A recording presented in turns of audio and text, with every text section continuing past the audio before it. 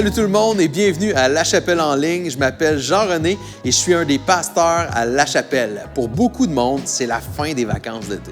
J'espère que tu as passé de belles vacances et que tu es en pleine forme. Prends le temps de saluer tout le monde dans les commentaires et d'inviter tes amis à se joindre à nous. Dis-nous aussi si c'est une de tes premières fois pour qu'on puisse t'accueillir comme il faut. On a toute une réunion pour toi. Le band de La Chapelle va nous conduire en louange et on a un invité spécial qui est dans le fond bien plus un ami, le pasteur Daniel Descaries qui est avec nous. Mais avant d'entrer dans le vif du sujet, j'ai quelques annonces pour toi. On va écouter ensemble une courte vidéo avec notre pasteur principal David Potier qui va nous donner des nouvelles de La Chapelle Québec. J'ai hâte d'entendre ça. Hey tout le monde, Pasteur David avec une super annonce. On est tellement content de vous annoncer que dimanche 12 septembre, on lance officiellement en présentiel La Chapelle Québec. Yes! Pasteur Jean-Philippe Baudry, son épouse Valérie et toute l'équipe de La Chapelle Québec sont prêts à vous accueillir. Il y en a, tu restes dans la région de Québec et tu n'as pas d'église, tu ne vas plus à l'église ou tu connais des gens qui ne vont plus à l'église ou qui ne vont pas à l'église. C'est le moment de les inviter pour le grand lancement le 12 septembre. Ça va prendre place à la salle Montaigne et c'est à 10h. Alors, tu peux déjà aller t'inscrire pour réserver ta place. On a vraiment hâte de voir ce que le Seigneur va faire à Québec. Et annonce importante pour les gens de Gatineau, nous lançons cet automne La Chapelle Gatineau. Il reste quelques détails à régler. La date est à venir. Restez branchés sur les médias sociaux. On a hâte de voir ce que Dieu va faire à Québec et à Gatineau. Quelle bonne nouvelle! Je sais pas pour toi, mais moi, je suis super excité de voir ce que Dieu fait en ce moment au Québec, même dans le contexte actuel. Et j'ai vraiment hâte de voir ce qu'il va faire dans la ville de Québec à travers La Chapelle et l'équipe qui est en place. Je t'invite à prier pour eux au cours des prochaines semaines et aussi à leur envoyer des mots d'encouragement. Tant qu'à partager une bonne nouvelle, pourquoi pas une deuxième? Je suis heureux d'annoncer le retour de La Chapelle Junior dans nos réunions en présentiel à Montréal. Depuis déjà quelques mois, on se réunit au Théâtre Fairmount chaque dimanche matin et soir, mais dès le 5 septembre, notre réunion de 9h45 va se déplacer au Théâtre Rialto pour quelques semaines, ce qui va nous permettre de reprendre le programme Junior. Donc, inscris-toi et tes enfants rapidement sur notre site web pour réserver vos places et on se voit en personne, en famille, au Théâtre Rialto le 5 septembre à 9h45. Avec la rentrée, c'est aussi la reprise des activités pour nos 5 à 7, nos petits groupes qui se réunissent en semaine pour vivre l'Église ensemble. Il y en a plus de 90 partout dans la grande région de Montréal et même en ligne. Si tu es déjà dans un groupe, ton animateur va te contacter sous peu. Si tu aimerais te joindre à un de ces groupes, rends-toi sur lachapelle.me/5 à 7 et on va te contacter dans les jours qui suivent. Maintenant, on continue notre road trip. Cette semaine, on a la chance d'avoir avec nous un ami de longue date de La Chapelle, Daniel Descaries. Daniel est un pasteur, un professeur, un psychothérapeute. Je suis certain qu'on va tous grandir à travers ce road trip avec lui. Mais juste avant, on chante avec le band de La Chapelle.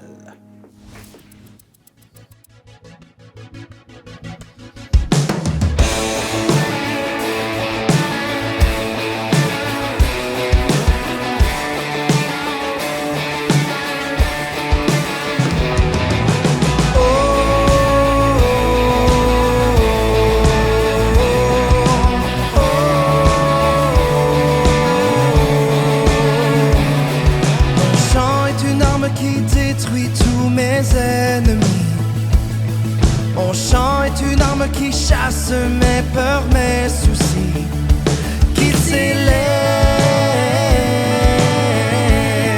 qu'un chant s'élève.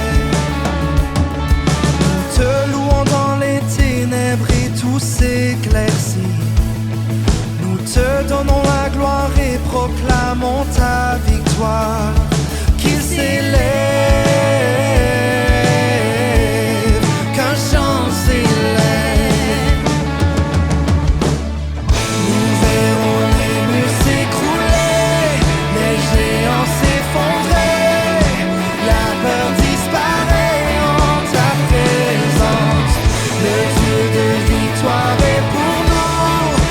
Jamais élevé, la création s'écrit, Dieu soit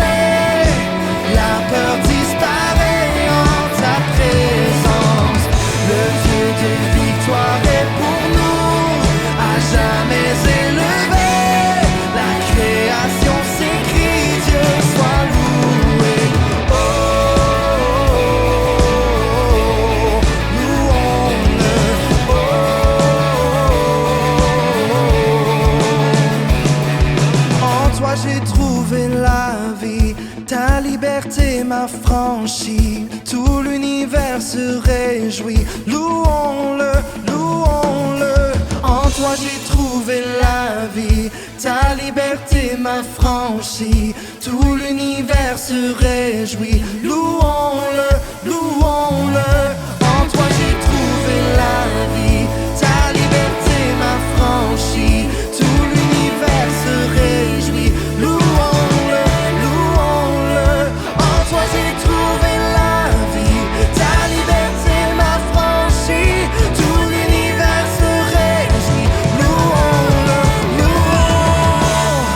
Nous verrons les murs s'écrouler, les géants s'effondrer, la peur disparaît en ta présence. Le Dieu de victoire est pour nous, à jamais élevé. La création s'écrie, Dieu soit loué. Nous verrons les murs s'écrouler, les géants s'effondrer, la peur disparaît en ta présence. Le Dieu de victoire est pour nous, à jamais élevé. La création s'écrie, Dieu soit loué. Oh, oh, oh, louons-le. Oh,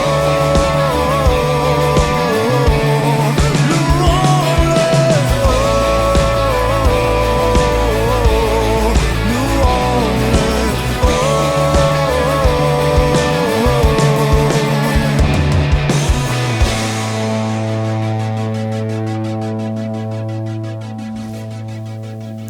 Bonjour la chapelle, quelle joie pour moi d'être avec vous aujourd'hui pour vous apporter le message.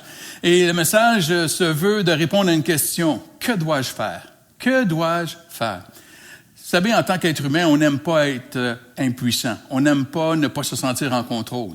C'est ce qui a rendu et c'est ce qui rend la pandémie si difficile, si douloureuse, si souffrante. C'est ce sentiment de ne pas avoir le contrôle, ce sentiment d'impuissance devant les circonstances et les consignes qui nous sont imposées. Mais on peut également se sentir anxieux de ne pas être en contrôle quand on a vécu des choses à l'enfance, où on a appris par les blessures, par les séquelles que nous avons vécues, qu'il est dangereux d'être vulnérable, qu'il est dangereux de ne pas être en contrôle. Et notre réaction, parfois, devient celle de vouloir tout contrôler, de vouloir être constamment en contrôle, avoir du pouvoir sur tout ce qui nous entoure, sur toutes nos relations. Et la réalité c'est que nous savons fondamentalement qu'on ne peut pas avoir le contrôle sur tout. Et c'est ce qui va souvent produire de l'anxiété, voire même des crises de panique chez les gens, parce qu'il y a quelque chose qui nous fait terriblement peur, parce que je réalise, je n'ai pas le contrôle. Je ne peux pas tout contrôler. Parfois, ce désir de vouloir tout contrôler va s'infiltrer dans ma relation, dans ma vie spirituelle également. Et c'est là que je tombe sous le joug, sous la lourdeur de la religion. C'est-à-dire que ma relation spirituelle, ma croissance spirituelle est basée sur mes œuvres, sur mes efforts. C'est moi qui est en contrôle, au lieu d'être basé sur la grâce. Et ce que j'aimerais regarder avec vous ce matin, c'est un texte où on voit Jésus qui invite à la grâce, qui nous invite à la paix, à l'assurance, à l'amour parfait qui bannit la crainte. Et ce que je veux regarder, c'est la rencontre avec un jeune homme riche qu'on retrouve dans 3 des évangiles, dans Matthieu, Marc et Luc. Mais ce matin, j'aimerais regarder, m'arrêter à l'évangile de Marc, où on lit ceci dans Marc 10, les versets 17 à 22. Comme Jésus se mettait en chemin, un homme accourut et se jetant à genoux devant lui. « Bon maître, lui demanda-t-il, que dois-je faire pour hériter de la vie éternelle? » Et Jésus lui dit, « Pourquoi m'appelles-tu bon? Il n'y a de bon que Dieu seul.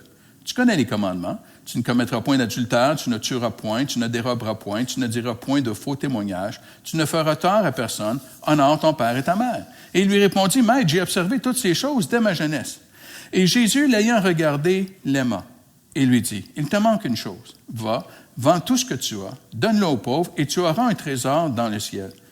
Puis viens et suis-moi. » Mais affligé de cette parole, cet homme s'en alla tout triste, car il avait de grands biens.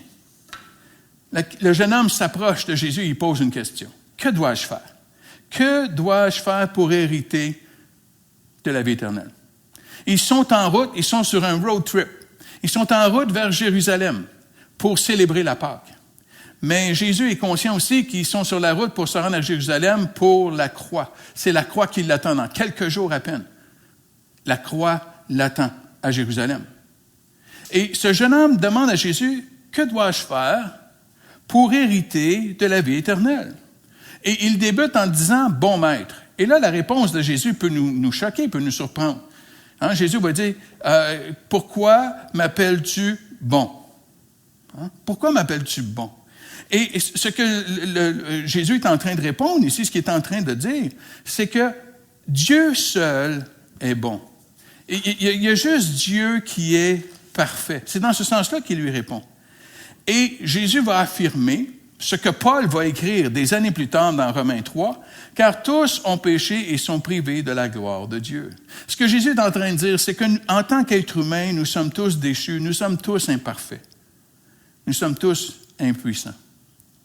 Et ce que Jésus répond à ce jeune homme, c'est, si tu veux hériter de la vie éternelle à partir de tes actions, à partir de tes œuvres, donc à partir de ta religiosité, si tu veux hériter de la vie éternelle à partir de cela, bien, la réponse est, sois parfait. Sois parfait. Et Jésus va lui dire, la perfection, c'est l'obéissance aux commandements de Dieu.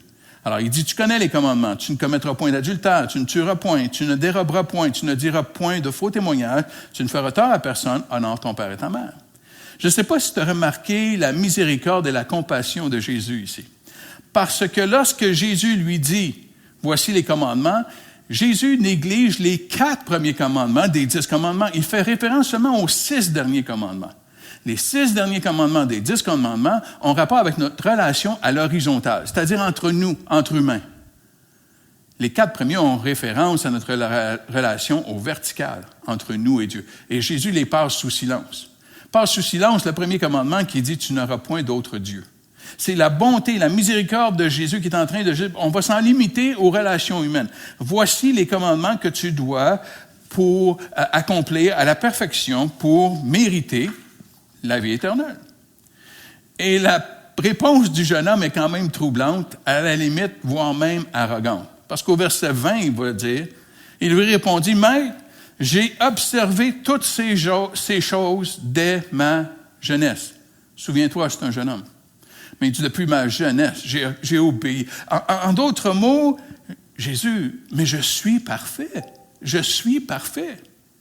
Et Jésus, tu vois, ne cherche pas à humilier ce jeune homme-là. Il ne cherche pas à qu'il se sente mal. Il veut simplement l'amener à l'humilité de réaliser qu'il ne peut pas mériter, il ne peut pas gagner la vie éternelle par ses œuvres. Qu'au lieu d'obtenir la vie éternelle par ses œuvres, Jésus l'amène à vouloir l'amener dans l'humilité. Alors il va dire, Jésus va répondre au verset 21, « Jésus, l'ayant regardé, l'aima. » C'est important qu'on prenne une pause ici, pour que tu réalises que quand Jésus te regarde, même quand tu es dans l'erreur, même quand tu es dans la faute, même quand tu as commis des choses que tu n'aurais pas dû commettre, même quand tu es peut-être arrogant et orgueilleux, comme ce jeune homme, quand Jésus te regarde, ce n'est pas un regard de condamnation. Jésus le regarda et il l'aima. Et il lui dit, « Il te manque une chose. Va, vends tout ce que tu as, donne-le aux pauvres et tu auras un trésor dans le ciel. Puis viens et suis-moi. » Et si tu veux, alors c'est comme si Jésus t'a dit, « OK, tu es parfait? Tu veux être parfait? D'accord. Voici ce que tu dois faire pour atteindre la perfection. Va vendre tout ce que tu as, donne-le tout aux pauvres et là, suis-moi. » Et ça nous met devant la question, qu'est-ce que ce jeune homme aurait dû admettre? Qu'est-ce que j'ai besoin, moi, d'admettre? Et là, en se faisant, dans la réponse du jeune homme, on va voir que ce jeune homme, son Dieu, ce sont ses biens. Parce que ça va le dire dans le verset 22, « Mais affligé de cette parole, cet homme s'en alla tout triste parce qu'il avait de grands biens. » Et là, on commence à identifier où est son cœur. Son cœur est tourné vers ses biens matériaux, sa richesse matérielle, sa richesse ici-bas. Son cœur est là. Et c'est comme si Jésus l'avait identifié. Et ce jeune homme va choisir de quitter Jésus au lieu d'admettre son impuissance. Ce que Jésus est en train de l'amener, c'est qu'il l'amenait à dire, « Seigneur, si c'est ainsi la perfection, je n'y peux rien. aide-moi. C'est là que Jésus veut l'amener. Jésus l'aime. Il veut l'amener à la réalisation d'admission, d'admettre qu'il est impuissant, qu'il ne peut pas faire pour avoir la vie éternelle.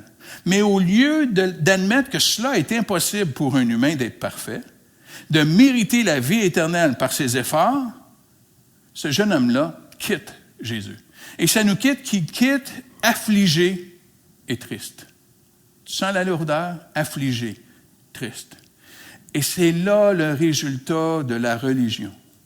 Quand la vie chrétienne devient lourde, elle devient triste, ou tu te sens affligé, c'est dû au fait que tu dépends de tes forces et de tes efforts. Tu es dans la religion.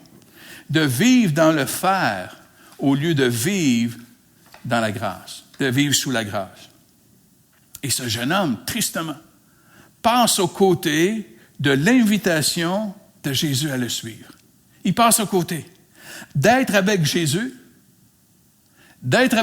dans quelques jours alors que la crucifixion va prendre place. Le prix pour ses péchés va être payé en entier. Et d'obtenir la vie éternelle par l'œuvre rédemptrice de Jésus à la croix. Il passe aux côtés parce qu'il refuse d'admettre son impuissance. Il refuse d'admettre humblement qu'il n'y peut rien. Il n'a pas la force pour ça. Il n'est pas parfait. Et Jésus va déplorer et être attristé par ce choix. Il n'est pas fâché, il est triste. Attristé que ce jeune homme, au lieu de juste venir humblement me dire « Jésus, aide-moi, je suis incapable d'être parfait, je n'y arrive pas, je ne peux pas y arriver. » Et de venir à la grâce. Ce jeune homme quitte. Et Jésus en est attristé. Et Jésus va ajouter ceci dans les versets 23 et 26. Il va dire, Jésus, regardant autour de lui, dit à ses disciples qu'il sera difficile à ceux qui ont des richesses d'entrer dans le royaume de Dieu. Et les disciples furent étonnés de ce que Jésus parlait ainsi. Et reprenant, il leur dit, mes enfants, qu'il est difficile à ceux qui se confient dans les richesses d'entrer dans le royaume de Dieu. Il est plus facile à un chameau de passer par le trou d'une aiguille qu'à un riche d'entrer dans le royaume de Dieu. Et les disciples furent encore plus étonnés, et ils se dirent les uns aux autres, mais qui peut être sauvé? Mais qui peut être sauvé? Parce que tu vois, à l'époque, dans la culture juive, dans la religion juive, la richesse financière, les biens matériaux sont signes de bénédiction. Donc, à l'époque, plus tu es riche, plus tu es saint. C'est étonnant parce qu'il y a eu une période ici où on a fait le contraire. On faisait si on était vraiment spirituel, on faisait des vœux de pauvreté. Mais dans la culture juive, si tu es riche, tu es béni, tu es saint, tu marches dans la sainteté, tu marches dans la droiture, tu as la bénédiction de Dieu, tu es riche. Alors Jésus, quand il leur dit cela, ils sont complètement époustouflés. Il a dit, mais si eux, les plus parfaits de notre société, les plus parfaits de notre religion, sont pas sauvés. Mais qui va être sauvé? Qui va être sauvé? Jésus vient écraser cette doctrine de la religion que c'est par tes œuvres. Il vient l'écraser, il vient l'anéantir. Ce que Jésus est en train de dire, c'est impossible à l'homme d'être parfait et de mériter la vie éternelle. C'est impossible. Mais c'est ce que Dieu nous offre. Tu vois, parce qu'il finit avec le verset 27 en disant, Jésus le regarda et dit, « Cela est impossible aux hommes, mais non à Dieu, car tout est possible à Dieu. » Tout est possible à Dieu. Tu vois, c'est impossible aux hommes d'aller vers le ciel. C'est impossible pour nous, par nos efforts, par notre détermination, par nos œuvres, de gagner le ciel, de s'élever jusqu'au ciel. Mais Jésus dit, Dieu est descendu parmi nous. Il nous était impossible de monter au ciel, mais le ciel est descendu parmi nous. C'est ça la grâce. La religion des œuvres me dit, par mes efforts, je vais monter au ciel. Mais la grâce me dit, non, le ciel est descendu vers moi. C'est là le message. Et il va dire, c'est impossible à l'homme de gagner et de mériter son salut, mais c'est possible à Dieu de nous racheter par l'œuvre à la croix. Donc, qu'est-ce que je dois croire? Qu'est-ce que je dois croire? Je dois croire dans Jean 3, le verset 16. C'est tellement connu, mais souvent, parce qu'on le connaît tellement, on n'y prend pas attention. Mais ça nous dit, car Dieu a tant aimé le monde qu'il a donné son Fils unique, afin que quiconque croit en lui ne périsse point, mais qu'il ait la vie éternelle. Qu'est-ce que je dois croire? Je dois croire dans l'œuvre rédemptrice de Jésus à la croix, ce qu'il s'apprêtait à aller faire. Je dois croire dans cette œuvre qu'à la croix, Jésus a payé le prix en entier. Et pour ce faire, je dois admettre, premièrement, mon impuissance. Je dois admettre mon impuissance que je ne peux pas, par mes efforts, être sauvé. Je dois admettre mon impuissance, de sortir de sous la lourdeur, de sortir de sous l'affliction, de sortir de sous la tristesse de la religion, du faire, ce que je dois faire, de sortir même de l'orgueil. Parce que parfois, lorsque je le fais, je peux penser que les autres qui ne le font pas sont moindres que moi. Ce jeune homme a quand même une certaine arrogance dans sa proclamation de sa perfection. Mais de marcher dans l'humilité, de dire, « Mais moi non plus, j'y peux pas. Moi non plus, j'y peux rien. Moi non plus, je suis incapable de mériter mon ciel. » C'est ce que Paul va dire dans Éphésiens 2. « Car c'est par la grâce que vous êtes sauvés, par le moyen de la foi. Et ça ne vient pas de vous, c'est le don de Dieu. Et ce n'est point par les œuvres, afin que personne ne se glorifie. Car nous sommes son ouvrage, ayant été créés en Jésus-Christ pour de bonnes œuvres, que Dieu a préparées d'avance, afin que nous les pratiquions. » Tu vois, ce n'est pas par mes œuvres que je suis sauvé. Mais ce n'est pas par mes œuvres que je demeure sauvé. On y croit pour le salut. On y croit que tu viens à Jésus par la grâce. C'est par la grâce que on y croit. Mais après, une fois qu'on est chrétien, force est d'admettre que bien souvent, on retourne sous la loi. Et là, tu es mieux de marcher droit. Là, tu es mieux d'y aller par ton obéissance, par tes œuvres, pour maintenir ton salut. C'est pas ce que la Bible dit. C'est pas ça, la grâce. La grâce, c'est que je suis sauvé et je reste sauvé par sa grâce. Tout repose sur sa grâce. C'est par la foi dans la grâce de Dieu que je suis sauvé. Et les œuvres deviennent non pas la source de mon salut, mais deviennent le résultat de mon salut, l'expression de mon salut, le fruit de mon salut, de ma relation avec Dieu. Parce que je suis en relation avec Dieu. Il y a des choses qui vont émerger dans ma vie, qui vont se manifester. Il y a des œuvres que je vais accomplir, pas pour gagner mon ciel, mais parce que le ciel m'a gagné. Il y a quelque chose qui va émerger à travers moi. Il y a des fruits qui vont émerger. Le fruit de l'amour de Dieu dans ma vie. Il n'y a pas de lourdeur. Il n'y a pas d'affliction. Quand on est gouverné, quand on est dirigé, quand on est saisi par son amour. Parce que la parole de Dieu nous dit que l'amour parfait bannit la crainte. Elle bannit la crainte. Son amour me sécurise. Son amour vient être mon ancrage. Son amour vient me saisir. Et elle bannit toute crainte, toute anxiété. Ça ne dépend plus de moi. Ça dépend de l'œuvre complète, déjà accomplie, de Jésus à la croix. C'est fait. Ne fais pas comme ce jeune homme aujourd'hui. Ne fais pas comme ce jeune homme riche qui s'est détourné de l'invitation de Jésus. Reçois ce que Jésus t'offre, l'invitation que Jésus t'offre ce matin, à une relation, à un pèlerinage avec lui. Un pèlerinage, ça veut dire qu'on marche ensemble dans la vie chrétienne. On marche ensemble dans cette démarche. Commence là où tu es. Parfois, il y a des gens qui n'osent pas parce qu'ils disent « je ne comprends pas tout, je ne saisis pas tout de l'Évangile, je ne saisis pas, je ne connais pas la parole de Dieu, je ne connais pas. » Commence là où tu es. Pas besoin d'avoir beaucoup de foi. Juste une ouverture. Juste une ouverture. Ma démarche chrétienne, ma vie spirituelle, mon pèlerinage a commencé avec la phrase « Si tu existes, fais quelque chose. » Si. J'ai commencé avec un si. Je n'ai pas commencé avec une grande déclaration de foi. Simplement un cri du cœur. Si, j'ai une ouverture. J'ai une ouverture. Commence là où tu es. Et peut-être de regarder, à commencer à grandir en lisant la parole de Dieu, en étant aidé dans ta démarche. Parle avec d'autres personnes qui t'ont peut-être invité. Parle avec les gens ici. Il y a des adresses courriels que tu peux écrire pour poser des questions. Pose des questions. C'est correct de poser des questions. C'est bon de se questionner. Le christianisme, c'est pas qu'on accepte tout aveuglement. Dieu nous a donné une capacité à la réflexion. Donc, je peux réfléchir, questionner, essayer de comprendre, m'approfondir. Mais de commencer là où tu es, juste avec ta simple ouverture. Juste avec la simple ouverture. Tu peux commencer aujourd'hui même. C'est-à-dire, j'entends parler de Jésus, j'entends parler de cette offre de la vie éternelle. Si tu existes, viens faire quelque chose. Là où tu es. Et d'apprendre à le connaître. Mais j'aimerais te parler à toi qui es croyant. À toi qui as déjà goûté à la foi, à toi qui as déjà marché dans les voies de Dieu. Parce qu'il est clair de ce que j'entends, c'est que pour bon nombre, le confinement, l'impossibilité d'aller à l'Église pendant de longs mois, il y a eu un confinement de Dieu également.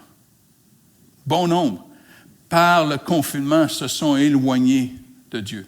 Et peut-être qu'il y a des choses que tu regrettes aujourd'hui. Peut-être qu'il y a des gestes, des actions, des choses que tu as faites, que tu regrettes aujourd'hui.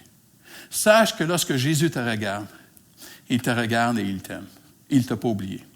Il ne t'a pas oublié. Il t'invite encore à lui ce matin. Tu dis, oui, mais je ne le mérite pas. Bien, tu ne l'as jamais mérité. On ne l'a jamais mérité. C'est par son œuvre à la croix que j'obtiens la vie éternelle, que j'hérite de la vie éternelle. Viens à lui, reviens à lui aujourd'hui. Dis, Seigneur, j'y arrive pas. J'y arrive pas. Obéir à tous tes commandements de mes propres forces, Seigneur, je n'y arrive pas. J'ai besoin de ton aide. J'ai besoin de ton aide. Mais j'ai besoin de ton assurance. Sors de cette anxiété, de cette lourdeur de vouloir mériter ta vie chrétienne, de mériter ta vie éternelle. Tu n'y arriveras pas. Tu n'y arriveras pas. Abdique. Admets ton impuissance et viens devant lui et reçois son aide. Admets que tu ne peux pas tout contrôler. On l'a vu cette année, on l'a vu dans les derniers mois, on ne peut pas tout contrôler. Hein? Mais c'est encore vrai, c'était vrai avant la pandémie, c'est vrai après la pandémie. Il y a des choses qu'on ne peut pas contrôler. Admets ton impuissance. Je ne peux pas contrôler le fait que je vais mourir. Pandémie ou pas, maladie ou peu importe. Je ne peux pas le contrôler. Je n'ai pas le contrôle sur ça. J'ai plein de situations où je n'ai pas le contrôle. Je dois aller vers lui et me confier en lui. Reçois sa grâce et son pardon. Reçois son amour parfait qui bannit toute crainte en toi. Qui bannit toute crainte en toi. Qui va bannir la lourdeur, l'affliction de la religion. Trouve la paix dans le fait que Dieu est encore Dieu. Il est en contrôle de toutes choses. Et que c'est par la grâce que tu as été sauvé et c'est par la grâce que tu vas demeurer sauvé. Et marche. Constate le fruit dans ta vie. Constate l'œuvre de Dieu dans ta vie. Trop souvent, les gens me disent, je suis découragé, il n'y a rien qui change, il n'y a rien qui change dans ma vie. Et souvent, c'est parce qu'on regarde de semaine en semaine. Mais tu as besoin de regarder d'année en année. À quoi ressemblais-tu il y a 5 ans? À quoi ressemblais-tu il y a 10 ans? Est-ce qu'il n'y a vraiment pas aucun fruit dans ta vie? Est-ce qu'il y a des choses qui n'ont pas changé? Ne te laisse pas aveugler parce qu'il y a encore des changements qui ont besoin de prendre place. Mais regarde aussi qu'il y a eu du changement. Il y en a eu du changement. Et trouve ta paix dans ce fait que Dieu va continuer. Celui qui a commencé une bonne œuvre en toi, il est fidèle pour l'accomplir. Constate le fruit. Libère-toi du joug de la performance, du joug de la pression de la religion de gagner le ciel par tes œuvres, par ton obéissance. Mais reçois-le. Reçois cette grâce qui vient te transformer, qui nous amène à marcher, qui nous amène à produire des œuvres pour la gloire de Dieu, par amour, parce que c'est le fruit de l'amour que nous avons reçu de Dieu. Tu vois, à la question du jeune homme riche, que dois-je faire pour hériter de la vie éternelle? La réponse, c'est rien. Il n'y a rien que tu peux faire. Il n'y a rien que tu peux faire pour hériter de la vie éternelle. Autre que de dire, Seigneur, je suis perdu. Je n'y peux rien. Je suis impuissant. Et j'accepte, je reçois l'œuvre que tu as accomplie, je la fais la mienne. Je l'accepte pour moi. J'en ai besoin. Je te l'admets, je te le confesse, que j'en ai besoin. Jésus a tout accompli. Aujourd'hui, reçois et crois seulement. Là où tu es, si tu as déjà cru et que tu es loin, reviens. Reviens dans la foi, reviens dans la grâce, reviens dans ce chemin de marcher auprès de Jésus et de suivre son invitation, de marcher à ses côtés dans ce pèlerinage, de marcher tous ensemble pour avancer dans notre vie chrétienne, dans notre foi, et de saisir cette paix qui vient, qui surpasse toute intelligence, que ma vie est entre ses mains. Le sort de mon éternité est entre ses mains parce que tout a été accompli. Viens à lui et crois seulement. J'aimerais prier pour toi. Seigneur, je te remercie pour tous ceux qui nous ont écoutés. Je te prie pour ceux qui, peut-être que c'est la première fois. Je te prie que tu les aides. Tu vois l'ouverture, tu vois la brèche. Je te prie que tu viennes dans ton amour, dans ta grâce, que tu viennes parler à leur cœur ce matin. Rassure-les. Aide-les à grandir. Ouvre des chemins devant eux. Je te prie particulièrement, Seigneur, pour ceux qui se sont éloignés. Durant la pandémie, durant le confinement, ils se sont éloignés de toi. Ils se sont éloignés de l'Église, ils se sont éloignés de toi. Je te prie que tu les ramènes à toi aujourd'hui, qu'ils réalisent que ton regard, ce n'est pas un regard de jugement et de condamnation, mais c'est un regard d'amour sur eux. Que tu les invites à venir à toi. Je te prie que tu viennes les aider, qu'ils ressentent ton pardon. Enlève le joug de la religion, du poids qu'on doit mériter notre salut. Que nous puissions marcher dans cet amour inconditionnel pour nous, dans cette liberté. Je te prie pour chacun de nous qu'on puisse continuer de grandir. Tu vois le côté en nous qui n'aime pas être impuissant, qui n'aime pas ne pas être en contrôle. Chacun de nous, on se bat avec cela. Aide-nous à abdiquer, à admettre notre vulnérabilité et notre impuissance devant toi. Et merci pour ton œuvre à la croix. Merci pour ton amour inconditionnel. En ton saint et précieux nom, Jésus. Et tout le monde a dit Amen et Amen.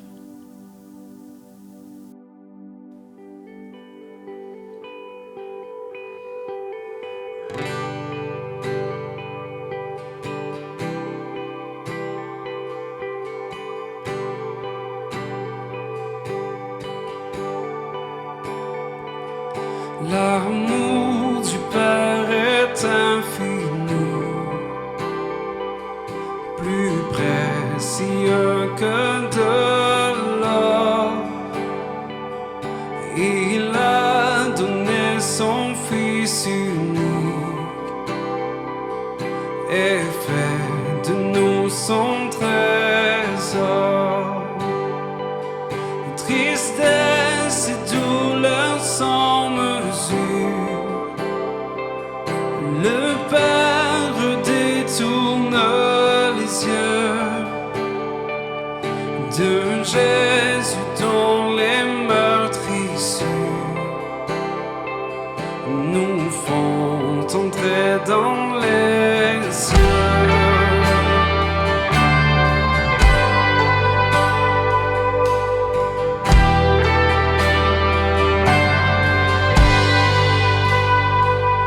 Voyez cet homme sur la croix,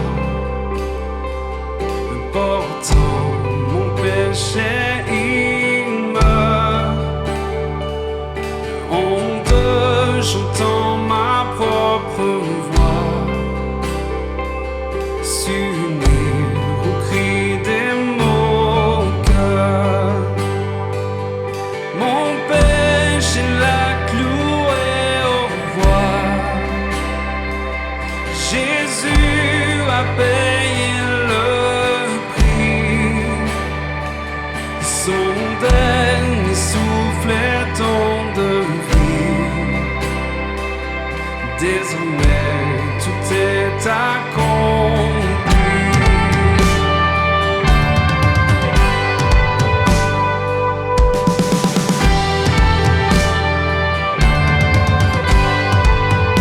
Tout est accompli, oh, tout est accompli, oh.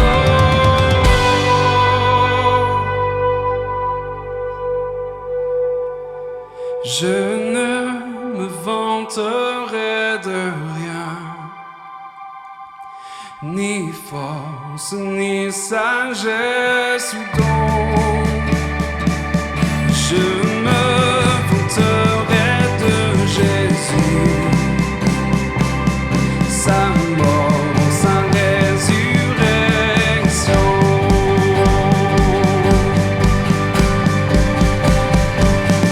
Que mériterais-je de lui? Je ne saurais le dire.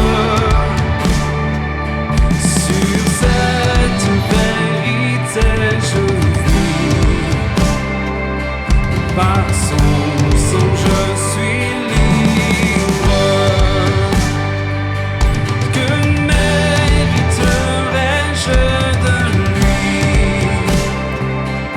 Je ne saurais le dire. Sur cette vérité je vis. Par son sang je suis libre. Sur cette vérité je vis. Par son sang je suis libre.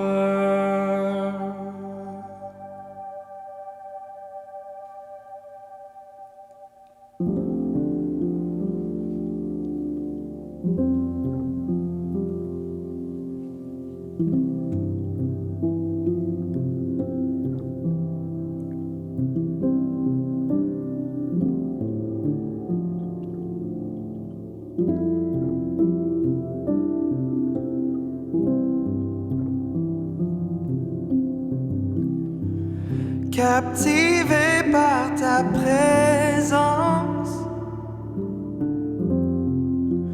je désire rester à tes pieds. Captivé par ta sainte présence,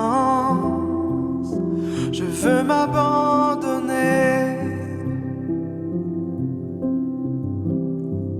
Je ne cherche pas ta main, tu ne me dois rien, tu m'as comblé.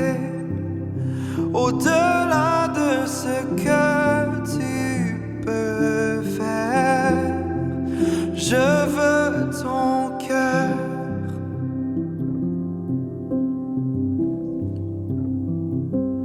Pardonne-moi quand tout n'est qu'une habitude.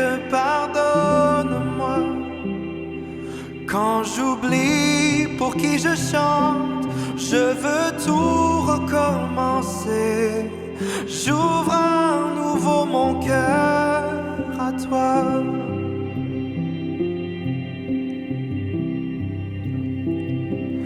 Pardonne-moi quand je ne pense qu'à moi seul. Pardonne-moi lorsque toi seul ne suffit pas. Je veux tout recommencer. J'ouvre à nouveau mon cœur à toi.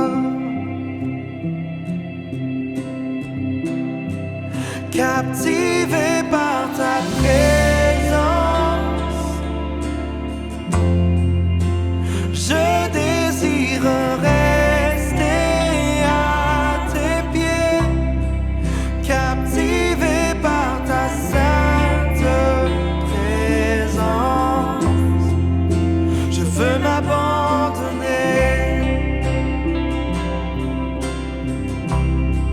Je ne cherche pas ta main, tu ne me dois rien, tu m'as comblé. Au-delà de ce que tu peux faire, je veux ton cœur. Je veux ton cœur. Y'a rien au monde, rien au monde ne ne peut me combler. Je veux ton cœur, car rien au monde, rien au monde ne peut me combler. Je veux ton cœur, car rien au monde, rien au monde ne peut me combler. Je veux ton cœur, car rien au monde, rien au monde, Jésus, ne peut me combler. Je veux ton cœur, car rien au monde, rien au monde ne peut me combler. Je veux ton cœur, car rien au monde, rien au monde, Jésus, ne peut me combler.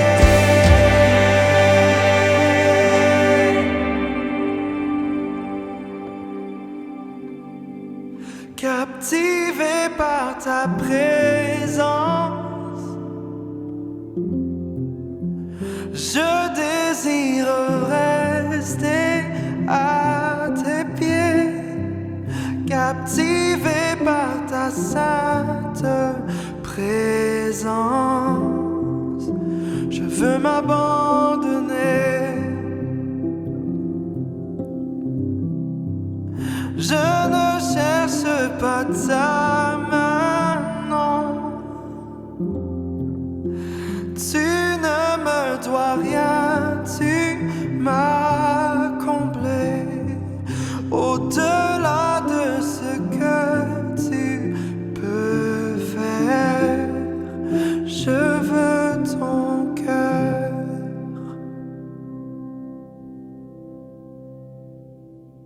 Trop souvent, on se fait prendre par le faire au lieu de vivre par la grâce. Merci à Daniel de ce rappel si important dans la vie de chaque chrétien.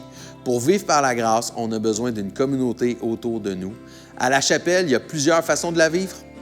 Tous les dimanches, on se réunit en personne à Montréal à 9h45 le matin et à 19h le soir. Tous les détails sont sur notre site web. Il y a nos 5 à 7 dont je parlais tantôt et qui se réunissent en semaine. On a aussi des groupes Facebook pour les gens de chacune de nos chapelles et même ceux de la chapelle en ligne. Finalement, tu peux participer au After sur Zoom tout de suite après cette réunion. Tu trouveras le lien pour t'y connecter sur notre site web. Merci à tous ceux qui sont généreux semaine après semaine. L'Église ne pourrait pas exister sans vous et on ne pourrait pas ouvrir de nouvelles églises comme on s'apprête à le faire à Gatineau et à Québec. Tu peux donner de façon automatique par l'entremise de notre site web ou de notre application mobile. C'est facile, sécuritaire et ça aide vraiment. Merci d'avoir été avec nous aujourd'hui. La semaine prochaine, David Potier nous revient et ça va être la destination finale de notre road trip. Réserve tout de suite si tu veux être avec nous en personne au Théâtre Fairmount ou Rialto. Mais tout de suite, on se rejoint dans un after. Bonne semaine.